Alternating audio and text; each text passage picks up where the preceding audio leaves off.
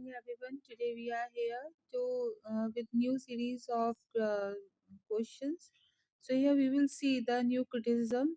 So as we know, new criticism is a postmodern word and it is related to literature. So here we will see the definition and the related concept.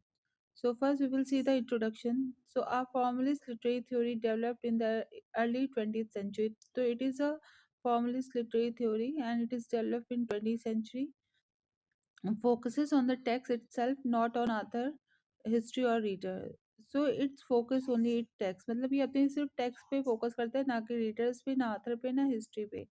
It also called the objective criticism or textual criticism. और ये objective criticism और textual criticism के नाम से भी जाना जाता है. Now the important concept close reading, detail and careful analysis of text. तो अगर हम बात करें तो इनका मेन पर्पस क्या है? क्लोज रीडिंग करना, detail and careful analysis of text, focus on language, imagery and symbol irony. Apart from this intentional fallacy, मतलब बिम्सेट और बेर्सले ने जो दिया था यहाँ पे, reject author intention as a guide to meaning. मतलब यहाँ जो राइटर उसके इंटेंशंस को बिल्कुल यहाँ पे इग्नोर किया गया है. Only the written form is giving its meaning. Next, affective fallacy, reject reader emotional response as valid interpretation. ये कहीं ना कहीं रिजेक्ट करती है रीडर्स के इमोशनल रिस्पॉन्स को भी. पैराडॉक्स, क्लीन ब्रुक ने दिया था. तो कंट्राडिक्टरी आइडियाज को एग्जिस्टिंग इन पोएट्री.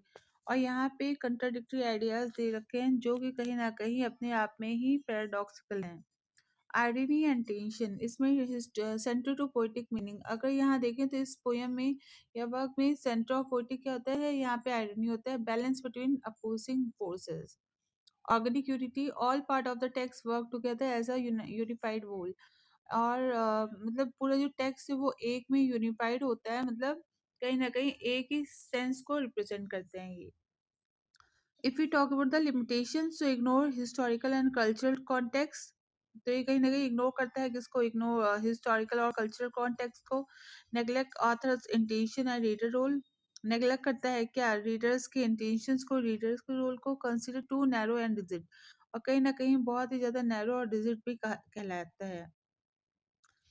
की प्रिंसिपल देखिए, the meaning of text lie within the text itself.